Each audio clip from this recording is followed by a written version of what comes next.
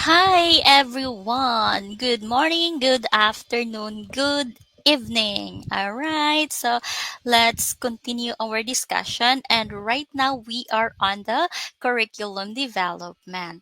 And by the way, I really like my background na ko. Oh, nice na kayo siya. I really love it. So what they call this one sa tawag ani oy nakakuha na gyud ko og background na ako nakapalit unsa ni what is the exact term? Naka-invest. So, naka-invest na gid ko og beautiful background. So, I have fairy light. I have, ganin na rin yun naabot ako ang cortina. Amazing. Kaya para dili na ninyo makita ang dito sa ako ang likod. And I'm very excited.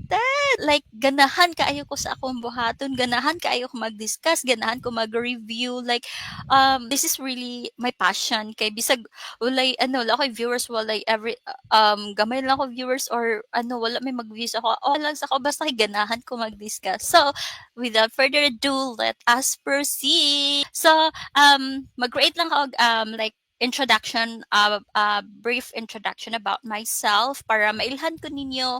So everybody know about me, know some brief background about me.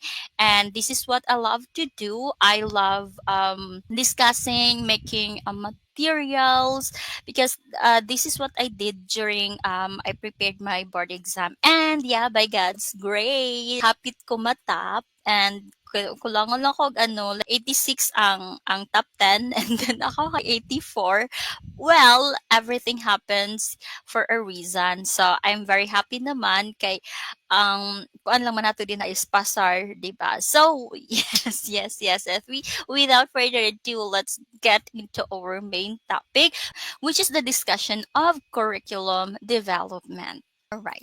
So, curriculum development is a planned, organized, and guided process of creating learning experiences for students. So, it's like designing a learning journey, deciding what to teach, how to teach it, and how to measure if learning happened. So, muna siya ang curriculum development. And also, curriculum development today is more than just listing down topics in the syllabus. It's about thoughtfully planning, organizing, and guiding learning experiences that truly matter to students. It's like being a travel planner for a learning journey where you are carefully choose the destinations, which is the lessons, and the routes to get there, which is the teaching strategies, and the landmarks along the way, and that is assessment.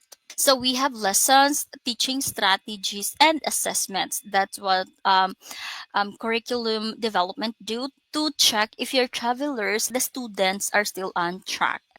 So let us proceed. So in today's world, where students come from diverse backgrounds, face unique challenges, and learn in different ways, whether online, in person, or a mix of both. Curriculum development needs to be flexible, inclusive, and meaningful. It's not just about what we want to teach, but what they need to learn to be prepared for life beyond classroom. So that's the goal of curriculum development is to prepare the student for the life beyond the classroom. So a well-developed curriculum makes sure that students don't just memorize facts but develop critical thinking, problem solving, and practical skills they can apply in real situations. It considers modern tools, current issues, and students' interests, making learning relevant, engaging, and impactful. So, what does it cover? So, curriculum development covers first, what to teach or the content. Second, how to teach or the instruction. And last but not the least is how to assess learning or the evaluations. So the content or what to teach. So these are the subjects, topics, skills, and values students needs to learn.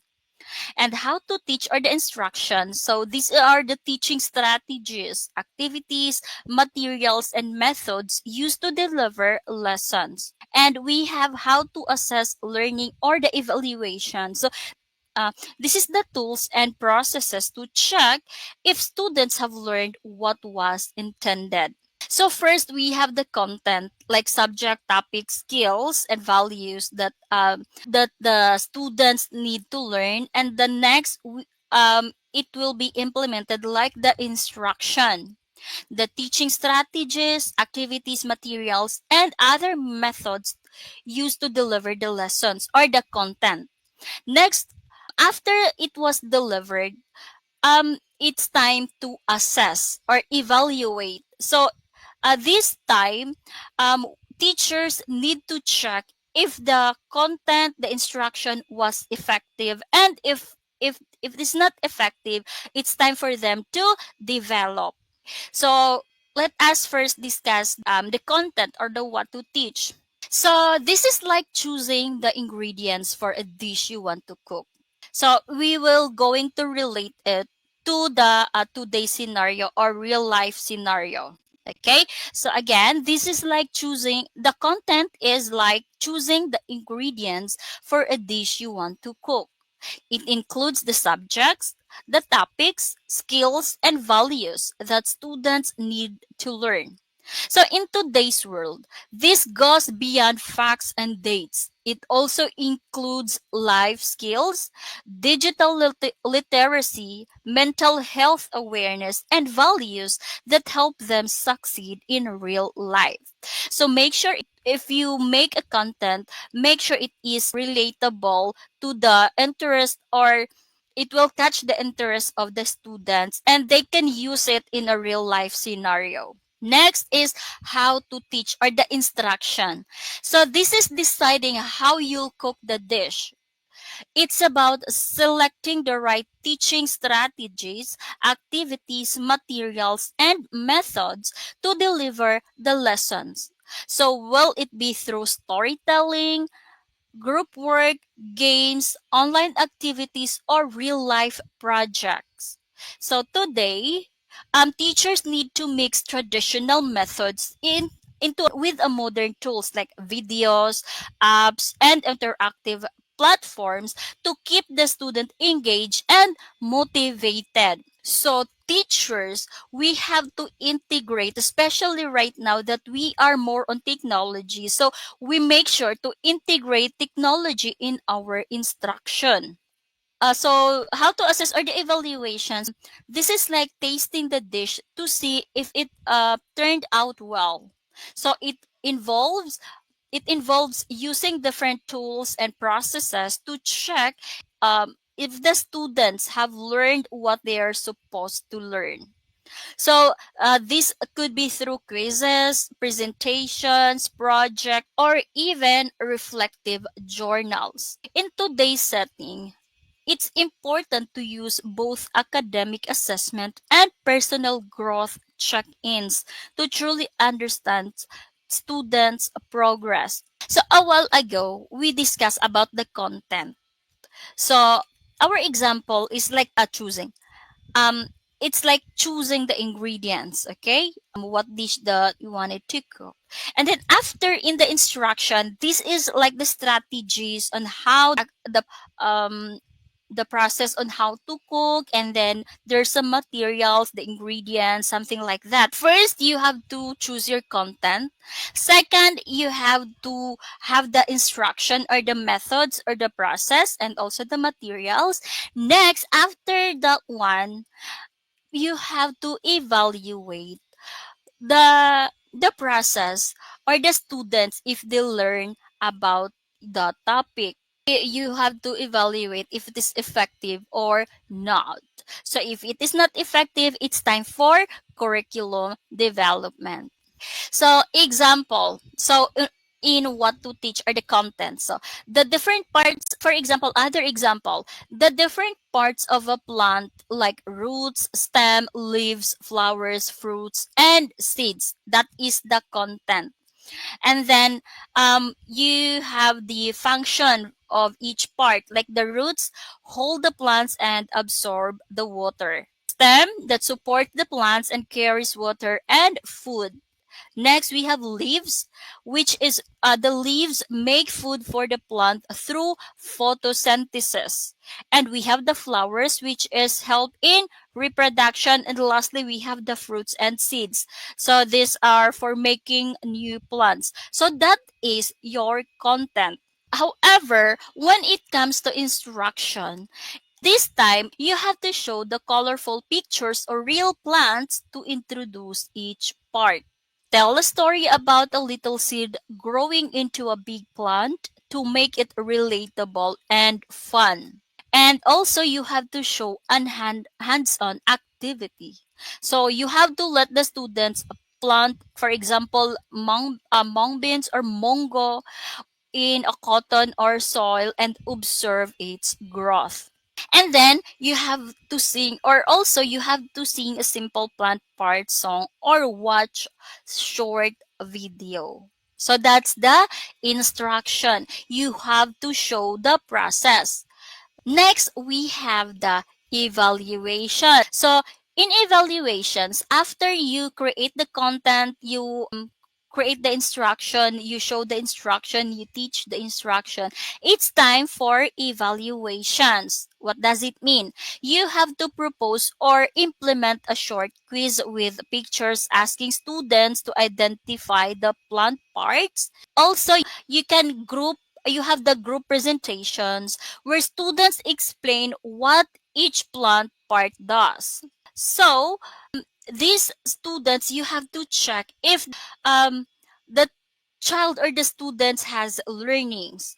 Next, also you can have a drawing activity where each child draws a plant and labels its parts. So in evaluation, it's time to check the learnings of the students if the content, the instruction will be effective. So this way, students learns through seeing, doing, listening, and sharing. So making the lesson fun, meaningful, and memorable. So why it's important to study the curriculum development?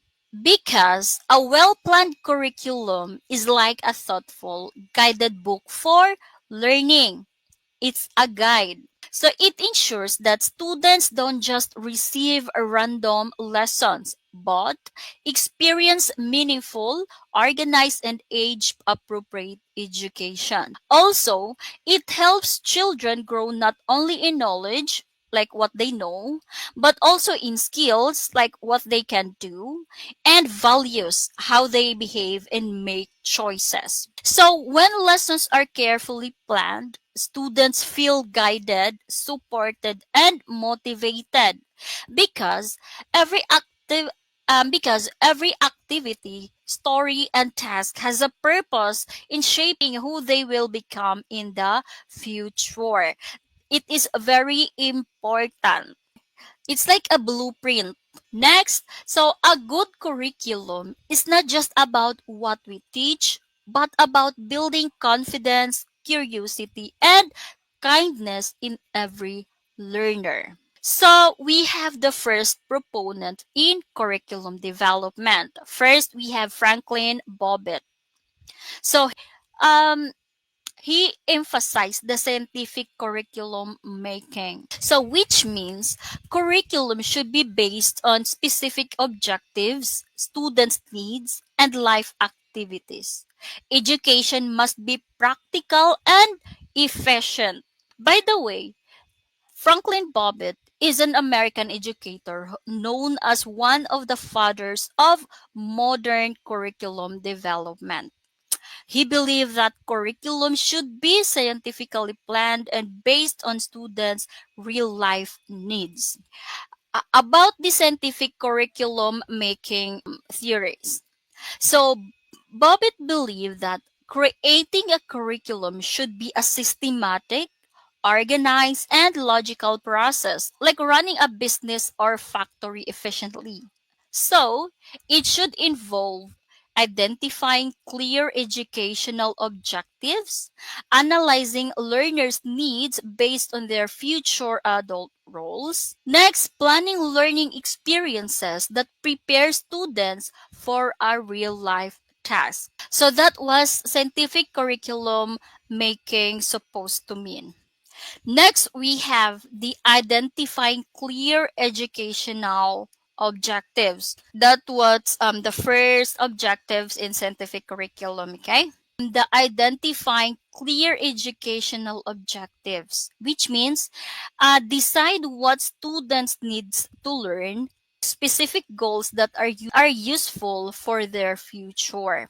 For example, students will be able to write a letter, solve math problems, or take care of their health. Second, analyzing learners' needs based on their future adult roles.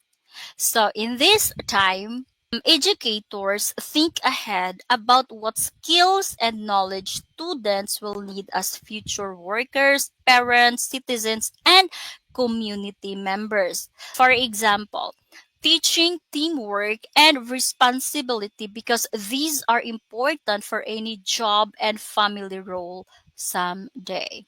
Next, planning learning experiences that prepare students for real life tasks. So this time, educators can create activities and lessons which is connected to the practical everyday life situation. Example, you let the students practice writing grocery lists, counting money, planting vegetables, or working in groups, preparing them for real life challenges. So Franklin Bobbitt believed that education should prepare learners for adult life by equipping them with the skills needed for specific tasks in society. He also introduced a scientific and systematic approach to curriculum development, focusing on analyzing human activities to identify what needs to be taught. He viewed the curriculum as a collection of experiences learners need to master in order to perform adult roles efficiently. Here's the key concepts for his studies for Franklin Bobbitt. So, curriculum as preparation for life, meaning the curriculum should be functional and practical, preparing students for real world adult responsibilities. Next, he also emphasizes the activity analysis, meaning identifying activities adults perform in society and determining the specific skills and knowledge students needs for those activities. Next, Franklin Bobbitt also emphasized the scientific approach to curriculum, meaning using systematic research-based procedures to plan, design, and evaluate the curriculum. So other example. So if a future adult needs to manage a household, a curriculum might include topic like budgeting the money, basic home repairs, meal planning, responsible citizenship. So these are taught through activities like project and experiences closely related to real life situations. So for him, the spiral curriculum making, this emphasizes that um, curriculum should be based on the real life scenario. Next, we have so in short, Franklin Bobbitt, basta unsa na siya. He is the father of scientific curriculum making. For him, curriculum should be practical and task-oriented. He introduced activity analysis as a basis for curriculum content. So Bobbitt saw curriculum making as a serious, organized task that focuses on what learners need in the future, making education practical, useful, and life ready. So, why it matters to study Bobbitt's approach? or Bobbitt's theory, because his approach reminds us that education should equip students for the demand of society and adulthood, and that curriculum development must be carefully planned to meet these goals. Next, we have Ralph Tyler. So he is the famous proponent for Tyler's rationale, which is the four basic principles. So what are those? So for him, curriculum must answer four fundamental questions. First, what are the objectives? Second, how to select learning experiences. Third, how to organize them. So number four is how to evaluate. Okay. Tyler is an American educator, often called the father of educational evaluation. Ralph Tyler is the father of educational evaluation. He believed that curriculum development should be systematic, organized, and focused on clear objectives. Tyler's four basic principles. Tyler suggested that curriculum planning should answer four essential questions. First, what educational purpose should the school seek to attain? Second, what learning experiences can be provided to attain these purposes? Third, how can these learning experiences be effectively organized? And last, number four, how can we determine whether these purposes are being attained? So first, we will be discussing what educational purposes should the school seek to attain. So in this is a set clear, meaningful learning objective based on students' needs and society's expectation. Example, students will be able to solve basic math problems needed for everyday life. Next, we have what learning experiences can be provided to attain these purposes. So in this, educators need to choose relevant activities and teaching methods that help achieve the goals. Example, teachers should use group work, problem-solving games, and real-life scenarios to practice math skills. Number three, how can these learning experiences be effectively organized?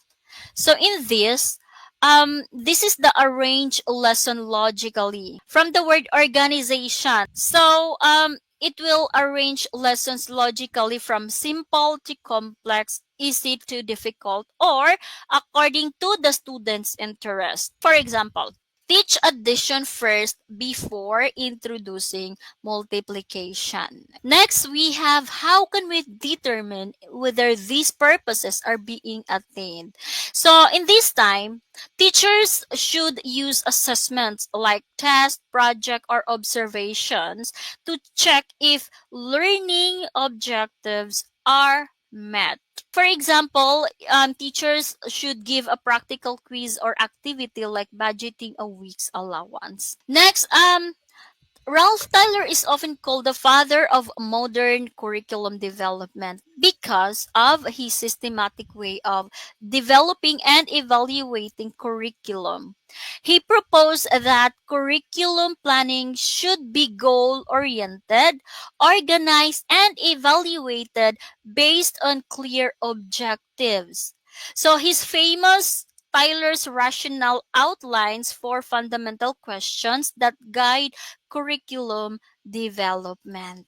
So again, what he has for basic curriculum questions, which is first, what educational purpose should the school seek to attain, which is set the clear objectives.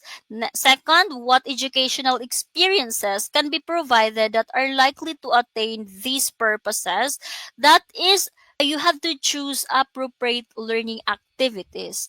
Number three, how can these educational experiences be effectively organized? So this is the sequence and structure content and activities logically. Number four, how can we determine whether these purposes are being attained by assessment, evaluating learning outcomes? Okay, we have a simple example right here. If the goal is to develop communication skills in students, number one, you have to set objectives. Students will be able to deliver a clear, organized oral report. Second, you have to plan activities like debates or speeches. Third, you have to organize these from easy to challenging. Fourth, evaluate through oral presentation or peer feedback.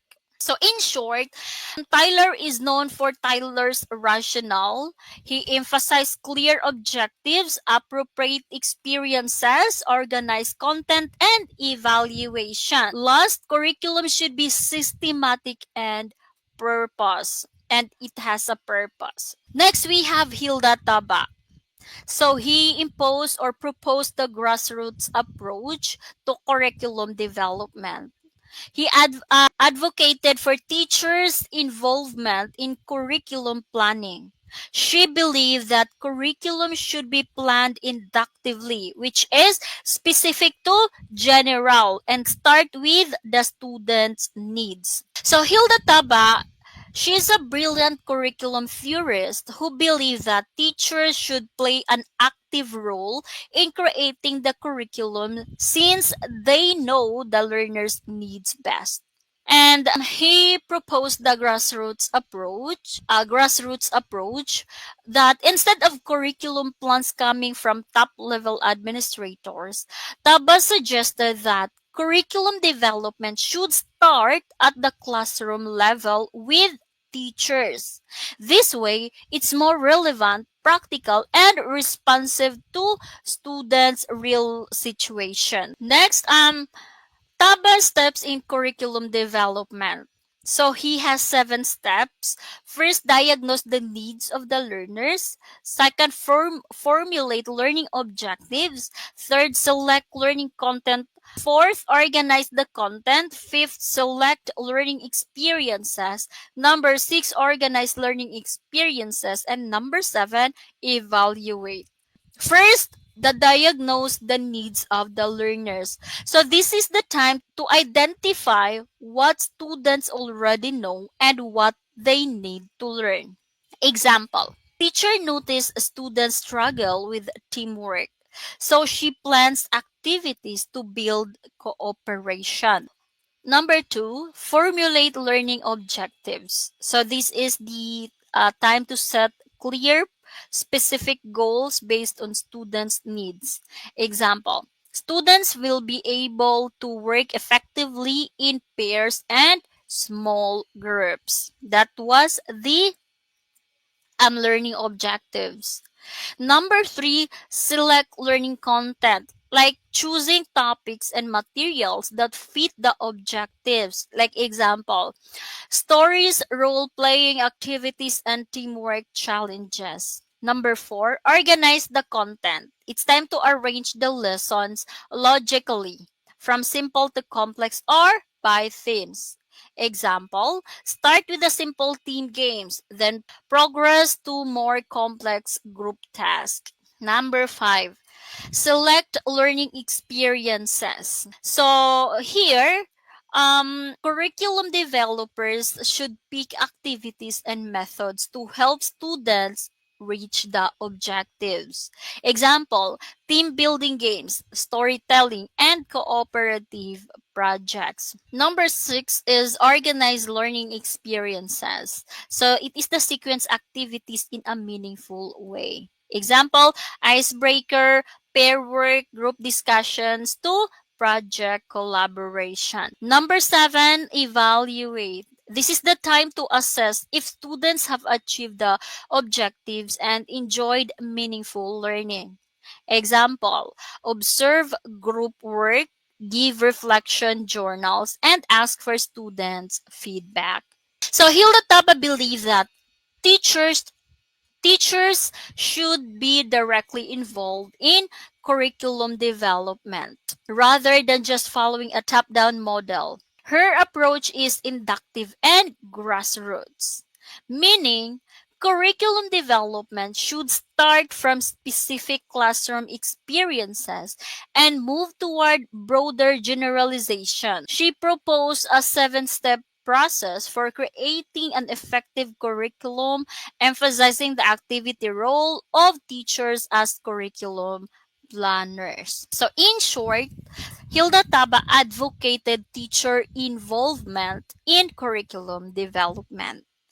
And also, he emphasized curriculum development is an inductive, step-by-step process. She also introduced a systematic 7-step model and why it matters. So Taba believed that teachers are curriculum developers too. And when curriculum is built from the classroom up, it's more effective, meaningful, and learner centered. And we have Benjamin Bloom. He is the famous for taxonomy of educational objectives. He created a hierarchy of learning objectives like cognitive, which is knowledge, affective, the attitude, and psychomotor, which is the skills, from simple to complex. So Benjamin Bloom, he's an American educational psychologist who created a helpful framework to classify different types of learning objectives, known as Bloom's taxonomy. So Bloom's taxonomy, it helps teacher plan lessons, activities, and assessments at different levels of thinking skills. So this is the original Bloom's taxonomy. First, knowledge, which is remembering. Comprehension, which is understanding. Application, applying. Analysis, analyzing. Synthesis, creating. Evaluations, evaluating. So knowledge or remembering. So this is the foundations of learning where students simply recall facts, definitions, or basic concepts they've previously learned. It's like storing information in your memory so you can bring it out when needed from the word remember. Example. Imagine a child confidently reciting the multiplication table while helping their mom in the kitchen measures ingredients, remembering that 4 times 2 is equals to 8 without needing the count fingers. So this stage builds confidence and prepares learners for deeper understanding. And to be continued, tabi katulugon na kayo ko. Sorry. Kadali lang jud. Katugon ako. Ato lang sa ikon kay katugon na jud ko. Sorry guys. Ikan pa akong trabaho manggod alas 3. Alauna na. I need tulog kay trabaho pa ako later. So, to be continued na ta sa Bloom's taxonomy. So, butangan na ako dari ag to be continued.